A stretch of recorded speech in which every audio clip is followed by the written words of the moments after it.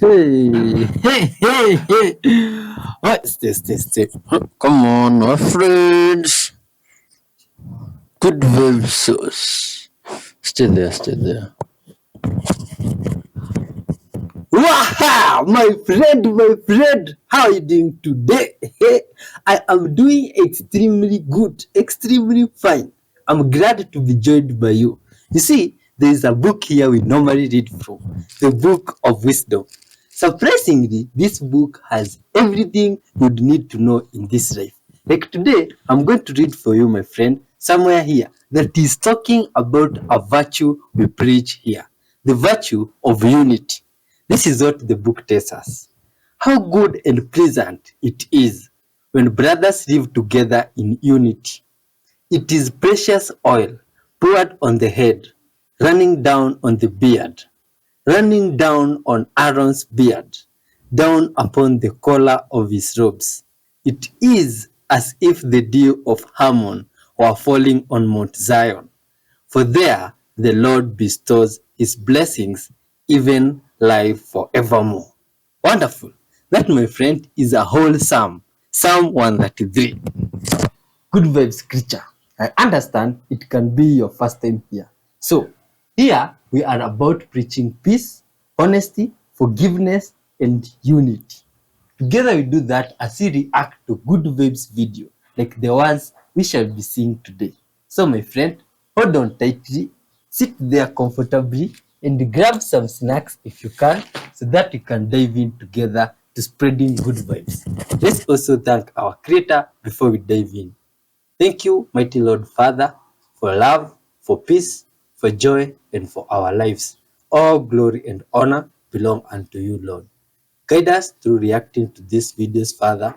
Fill us with your love and your spirit. Help us to spread our message to the whole world together, Father, and impact our lives with your goodness. Forgive us all our sins, and we do pray, trusting and believing in Jesus' name. Amen. Let's dive in, wonderful souls. Good vibes. Y'all, these creepy photos are gonna give you nightmares. This first photo is of Demi Lovato performing on stage. And so many people have pointed out this creepy figure in the background. It has white eyes and is just staring eerily at Demi. Now, a lot of people associate celebrities with selling their soul. Do you think this is some sort of demon? Or what do you think that is? Because that's just weird. In this next photo, this man and his dad pulled over to take pictures of the hills. They were on a father-son road trip. Now, this guy is the son, the father's taking a picture of him. But when this photo was developed, the father realized that what looks like a little girl is sitting in their vehicle. It's too creepy. This final photo was taken at the Stanley Hotel. At first, it's kind of hard to spot, but once you zoom in, there is a gray face behind this pole peeking around at these people. On the whole family of them. Bro, I done found a whole family of them.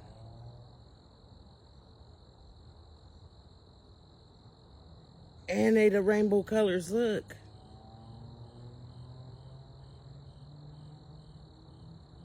That's on the ground, y'all.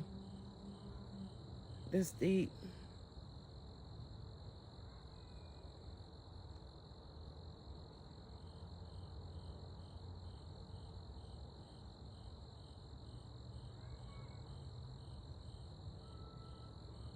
Them the rainbow lights I be seeing in the sky. That's deep. I seen enough. I seen enough. I seen enough. Ooh, and I see you too.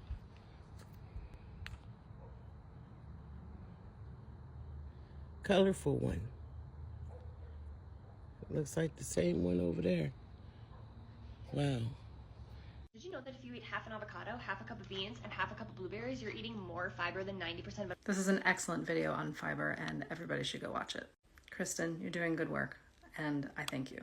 I personally have dealt with histamine issues off and on throughout my entire life, and I always have a heavy caseload of patients who are also dealing with histamine issues. And for those patients, avocado and beans could cause some issues. So I wanted to provide an alternative list for anybody that has histamine issues and is interested in increasing their fiber. It'd be so good for you to do that, and honestly would probably help your histamine levels in general, especially if you're a woman, because estrogen clearance is related to histamine and your body uses fiber to get rid of excess estrogen.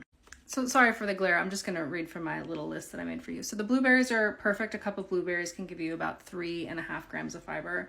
A cup of carrots can give you 4.7 grams of fiber. A butternut squash has 6.6 grams of fiber, a cup. And a cup of raspberries, one of my favorites, has 8 grams of fiber. I love rye bread. Rye bread will cause some histamine issues for some people, but it tends to be pretty minimal to non-existent. And I love that Mestermacher, Mestermacher, I believe that's how it's spelled, rye bread. That has about 8 grams per slice. I love to slap some almond butter on that in the mornings and put some berries on top. A cup of oats has 4 grams of fiber, and a cup of broccoli has 5.5 grams of fiber. In general, you want to be shooting for at least 25 grams of fiber a day to ensure healthy gut and healthy hormones and healthy body. Most Americans, I believe, as she said, are only getting 5 to 10 grams of fiber a day. That's bad. I use the Swiss Interest Group Histamine Tolerance resource sheet as my reference point for these numbers. If you like this content, give me a like and a follow to see more.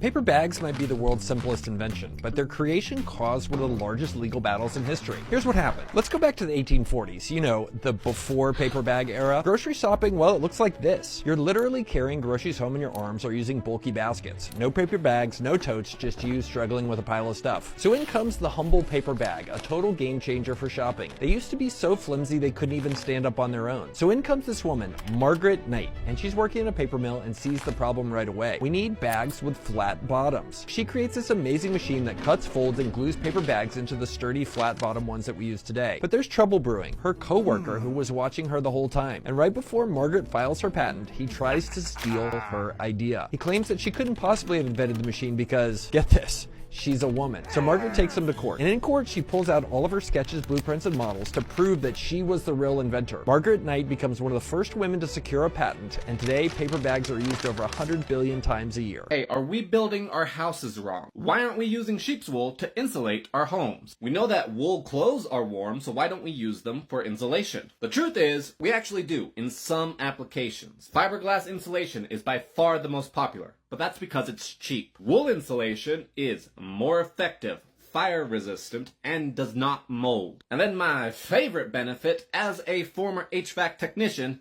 is wool is not itchy like fiberglass. But here's the thing, of course, wool costs more. That is, if you buy it. But what if it's a byproduct of your sheep meat production? And it's really not that ridiculous. Let's do some quick math. Let's say I want to use wool to insulate my home. It's about 20 by 30 feet. Over the course of a year, you can shear a sheep about twice. And that'll give you about 10 to 15 pounds of wool. Skipping all the really boring math, you need about 40 pounds per wall. And then you also have your roof and your floor. So if I want to insulate my home, I need 12 sheep for 2 years, or 25 sheep for 1 year. And of course, if you have lots of land and are in a hurry, you need 50 sheep for about 6 months. And the cool thing about sheep is they don't need a ton of land, so 50 sheep isn't that ridiculous. The next time someone says, no offense, but I don't mean to be rude, but this is what I want you to say.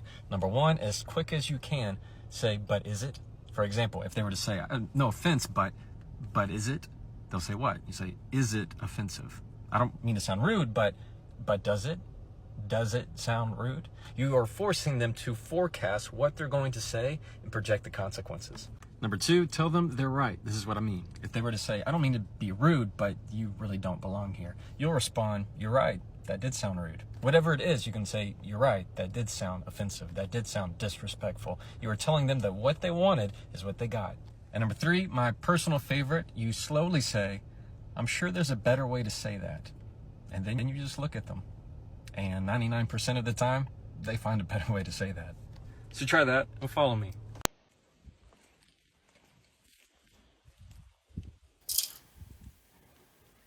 This good vibes guy is a good vibes guy. They're sneaking there on their pets. I can't believe you guys are letting me. They're not even gonna freak out when I talk. Holy sh! I got. There's grain in this. Oh, look, it's the big fat guy. It's the fat man. Amazon looked at your cookies, looked at what your searches were. Then when you come to visit Amazon, all of a sudden the things you were searching, the things you typed in WhatsApp, the things you talked about when your Facebook app was open, all appear. When you install these apps, they actually are always listening to your microphone and always using your selfie camera. Even when your camera's off? Who says it's ever off? Most beautiful thing about the selfie camera was not that you could take selfies. It was so that when you look at an advertisement, they can see where on the advertisement your eye is looking.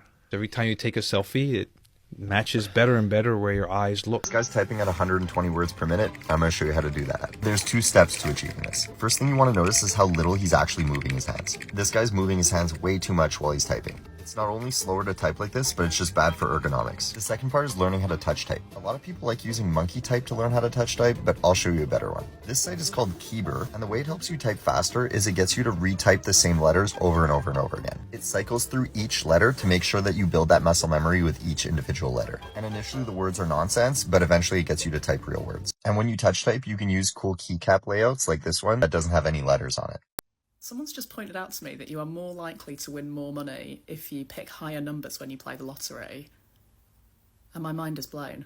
Obviously all numbers in the lottery are equally likely to be drawn, so there's nothing about high numbers that makes it more likely you'll win the jackpot. But if you do win the jackpot, you're less likely to have to share it with somebody else. Because when people play the lottery, they often pick numbers that are meaningful or lucky to them, and those numbers often tend to be under 31 because they are people's birthdays. And there are other tricks like this too. So this webpage from Queen Mary University, which I think is part of their stats course, says that 7,000 people every month choose the numbers 1, 2, 3, 4, 5, 6. So I'd avoid that sequence. They even describe an example in here of a particularly unfortunate week in the National Lottery when 127 people won the jackpot and they only got £8,000 each. What had happened was a psychic called 3 of the numbers correctly on teletext, so everybody who followed the psychic's advice won a tenner, which depleted the pot quite significantly, and everybody who partially followed the psychic's advice had a much higher chance of then going on to win the jackpot, because getting 3 numbers right is much easier than getting 6 numbers right. Anyway, play high and even the odds if enough of you do it, I guess. Reptilians don't like bells. The Reptilian Challenge. Are you one?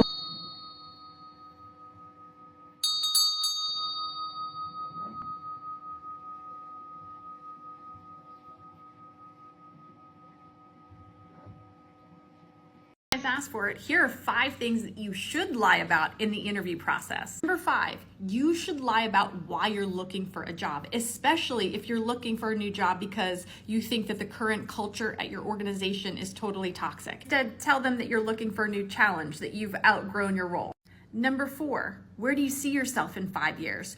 Nobody interviewing you wants to hear that you want to get married and have babies or go to grad school. No. I want to hear that you see yourself at my company getting promoted and being really successful. Number 3, hobbies. If this comes up in the interview process, don't say that you don't do anything outside of work and all you do is watch Netflix. I mean, don't make that lie so obvious, like, I just play chess and play tennis. 2, you need to lie about how you feel about your boss and your coworkers. And I don't care if you work for the craziest hosebeast on the planet.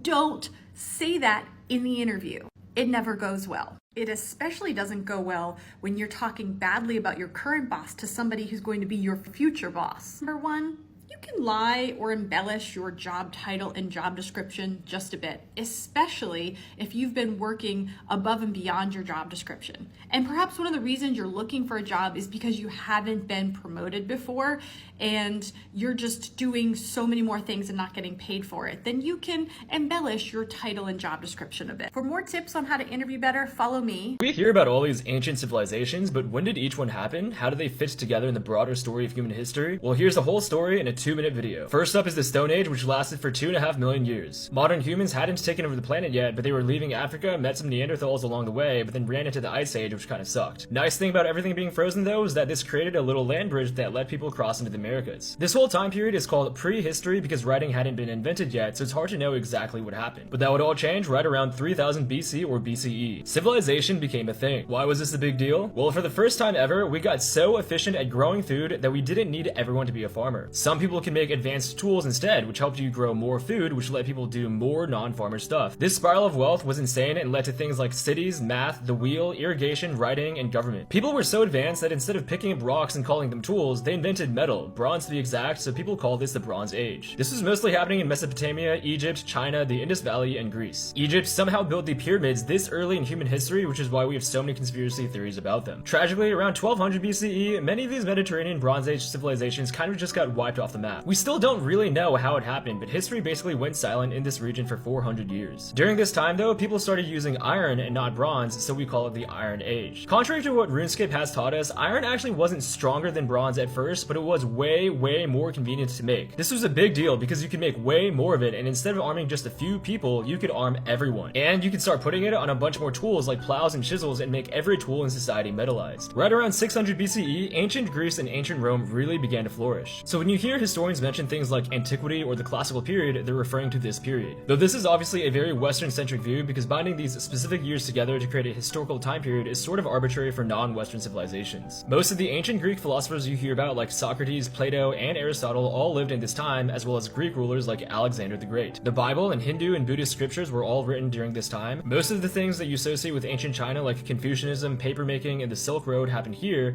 especially during the Han Dynasty, and most Chinese people even today are called Han Chinese. The Persian Empire, Roman Empire, Carthage, Kingdom of Kush, and Mauryan Empire all happened here. And the Golden Age for both India and the Mayans happened around the end of this time period. This time period of classical antiquity would end when the Western Roman Empire collapsed and Europe would enter its Dark Ages. This happened in 476 AD or 476 CE. And by the way, when you hear these two years, they mean the same thing. Historians started using CE because it's more neutral and doesn't center around Jesus Christ. So basically, prehistory was a Stone Age before writing was a thing. All of ancient history includes the Bronze Age, Iron Age, and classical antiquity. After ancient history was the Middle Ages, from this point up until the 1500s when the Americas were discovered and the Renaissance started, and everything after the 1500s is called modern history. The Middle Ages and modern history will have to be for another video, but hopefully this quick video gave you a good overview on ancient history.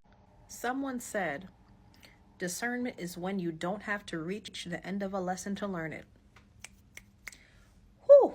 It's shocking to me the amount of people that don't understand that all of the E. coli, Listeria, Salmonella outbreaks that we're seeing in our food right now is directly tied back to the Supreme Court overturning the Chevron rule, whatever, the Chevron case back in June. And I remember back in June, people who knew what Chevron was saying, this is going to be fucked up. And everybody was like, what the fuck is Chevron? We've never even heard that before. We don't care. I'm not a lawyer and I'm not a law student, so this is just my general person understanding. But the overturning of Chevron means that U.S. regulatory agencies like the FDA, like the USDC, like the EPA, no longer have the ability to enforce rules and regulations onto corporations without running it first through the courts. Basically, the FTC could go to a corporation and say, you're not following our rules for safety to prevent things like this, and that company could turn around and say, I'm going to take you to court, and I'm going to do it anyway. And who elected those Supreme Court judges? Oh, that's right, Donald Trump. Tell me you're on your period without telling me. I'll go first.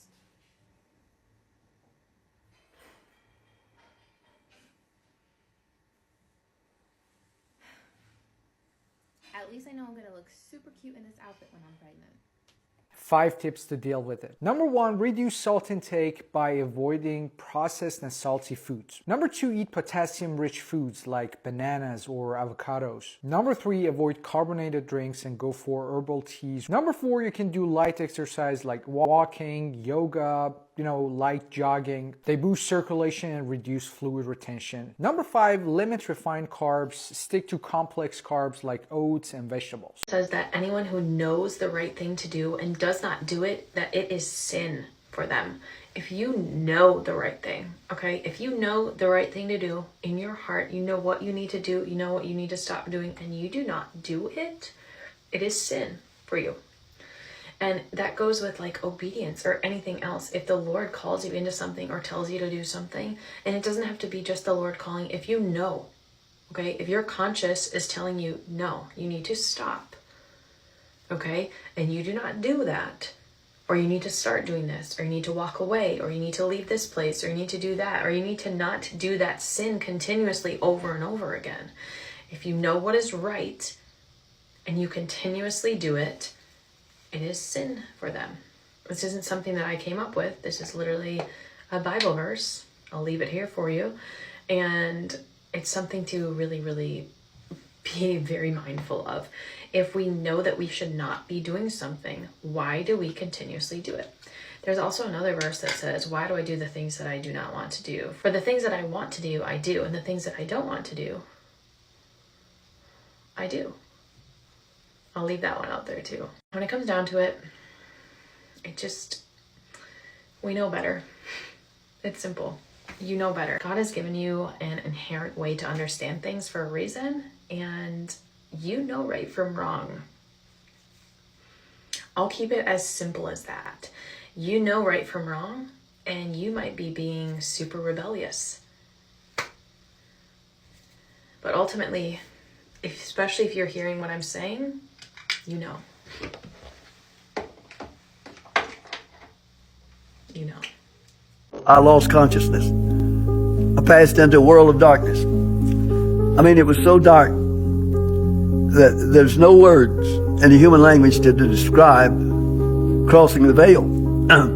I really felt abandoned, all alone. First time I'd ever experienced that kind of darkness. There was no light. And then all of a sudden I saw something that come right out of the top of that darkness. And it was like a tape that was just twirling around like this as it come down. Just like this tape, it comes right in front of my eyes and turns just like that 3 times. And every time it turned, I'm reading it. It's a verse of scripture, Hebrews chapter 9, verse 27. It is appointed unto all men once to die, after this to judgment. It is appointed unto all men once to die, after judgment. 3 times that thing turned. And 3 times I read it. When I realized then, this was God's way of supernaturally revealing to me that I had met my appointed time to die. So I prayed a very short and pointed prayer. I asked God to extend my life. I was familiar with the fact that He had a precedent in His Word for extending life, because He extended Hezekiah's life for 15 years. And I knew that, so I asked Him to extend my physical life. And then that's when I had the first ever supernatural encounter. Out of that vast darkness come the most beautiful voice I've ever heard in my life. There's no music created that would any way mimic the beauty of that sounding of that voice. As the voice spoke to me, the voice said to me, stop. No more pain. Peace, rest, security, all that you've ever wanted, just don't breathe. I'm breathing by willpower at that point. Every breath, it took all the strength I could get in, and when I got in the area, it took all the strength I had to get it out. I'm breathing by willpower. And He's telling me, stop, don't breathe. And my spirit was saying to me, listen, God's speaking, said, don't breathe. And then I got to try to shut it down, what I'm doing. And then the realization hit me as though I screamed as loud as I could in my spirit. No, what am I doing? I just asked God to extend my life. Don't breathe, I'm going to die. You are not God. With that exclamation, Satan fled from me. So this voice, you had just asked the Lord to spare your life, and a beautiful voice said, just let go. Yeah, but look what He said. Listen, He said, just what He said tells what I've been taught on my security. Security. That's what Baptists teach. Once you save forever, no matter what. That's what they teach. Security. And He used that on me right away. The first thing He used, security, peace, rest. All you've ever wanted, just stop breathing. There, in the valley of death, at the door, He lied to me. He told me He was God. He couldn't kill me. He had to get me to kill myself. You better know the spirit that speaks to you. So that's when the angels took my spirit out of my body. And we went from darkness to light, just like that. Out of darkness into light, and crossed the veil. I was on the other side. The first thing they brought me to see was a verse of scripture being acted out like a stage play. Ephesians chapter 6, verse 12. For we wrestle not against flesh and blood, against principalities, word plural, powers, word plural, rulers of the darkness of the world, the menagerie of our enemy. There was this look like a long table with all these beings sitting around. The devil himself sits at the end. And all these spirits are princes that operate the principalities of the dark world. That's where the warfare plans for spiritual war is actually designed and planned. Satan does nothing without plan. He plans everything. Everything is planned. It's right down to the... So, let me show you how it works. Every one of those spirits sitting at that table, head of principality, he has divided the world into principalities, territories. Over these territories, he puts a prince. Each prince is given as many demon spirits as he needs to carry out his plan for that principality. You take some continents might be one principality because there's no threat to the kingdom of darkness. Where there's no threat, no major threat to the kingdom of darkness, one prince could handle a whole continent, let's say. But America is many principalities. There's many threats. Even down to an individual could be a principality, depending on what the threat is. But this is how that thing works. As I watched it, they let me see part of a plan that really shook me up because I knew about the plan. I call it a skeleton. It was just an outline. And it was the same identical outline that John was able to see, and he wrote about it in Revelation. And it was given unto him to make war with the saints and to overcome them. And power was given him over all kindreds, tongues, and nations. And all that dwell upon the earth shall worship him, whose names are not written in the book of the life of the Lamb, slain from the foundation of the world. If any man have an ear, let him hear. Revelation 13, 7 through 9. The master plan to capture the world, to capture the church. That's why we've got cotton candy religion today. What is cotton candy religion? Hot air. Doctrines of demons, Paul called. Doctrines of demons are being expounded from the pulpits of so many churches today. He's captured the church, what he said he was going to do. And he's done it. He's already got it. God is not asking you to figure it out. He wants you to trust that he already has. You meet people on the same level of psychological wound as you. Oh, man. You also leave people where if you evolve out of that and they haven't been able to. Wow. So you think we attract people based on our psychological wounds? 100%. Wow. And as we start to heal and grow, if the other person's not healing and growing, we kind of pull away. Mm-hmm. Wow. What happens if you put diesel in a normal car? It dies. What should you do? Like, is there anything to fix it, or are you completely screwed? So, okay, if you go to the pump and you put diesel in your tank, do not start it. You might get away with siphoning the diesel out. If you have started it and your engine hasn't blown up yet, you probably have to replace all your fuel lines and everything, pump and filter and all that. Worst case scenario is you need a new engine. Do you often find snails crawling around in your garden? They not only munch on your veggies, but can also spread bacteria.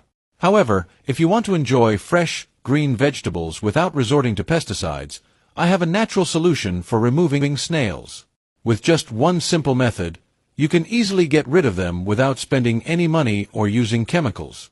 I promise you'll never have to worry about snails eating your produce again. Before we dive into the details, make sure to hit that heart button and save this post so you can easily find it later. Here's the recipe. Mix 2 cloves of garlic, 1 chopped chili pepper, and 50 grams of salt, and let it soak for 6 hours. When you're ready to use it, strain the mixture and dilute it with 30 liters of water. Spray it onto the leaves of your vegetables, and you'll notice those pesky snails disappearing quickly. It's easy to make at home, and it works wonders. Have you got it? Follow me for daily tips on agriculture. This is one of the coolest places I've ever been.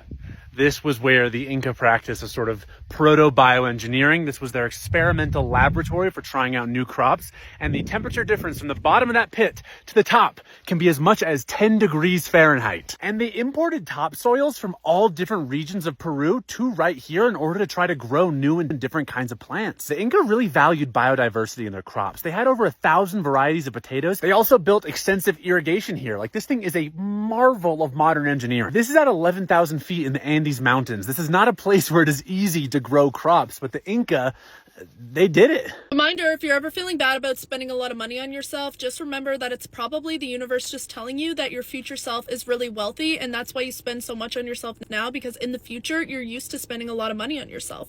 If your ginger always ends up looking like this, let me show you a cool hack. Instead of on the counter, store your ginger in the freezer. Not only does it make ginger last way longer, there's a huge difference between room temperature ginger and frozen ginger when you use it. When you grate room temperature ginger, it's very fibrous, as you can see. But when you grate frozen ginger, it has a really even and non-fibrous consistency. This doesn't change the health benefits of ginger, it just makes it more pleasant to use, especially if you're using it fresh. A man can permanently alter a woman's body and biology down to the cellular level, and here's how. When a woman gets pregnant, half of the baby's DNA is from the dad and half is from the mom. But the trick occurs when some of the cells from the baby cross the placenta and enter into the mom's circulation. This is called fetal microchimerism. And these cells don't just disappear after birth. Many are deposited in the mom's tissues and organs such as the brain, liver, lungs, and others. They can integrate with her tissues and cause subtle changes down to the cellular level. So take a good hard look at that dude you're with. If he gets you pregnant, he's going to be with you forever.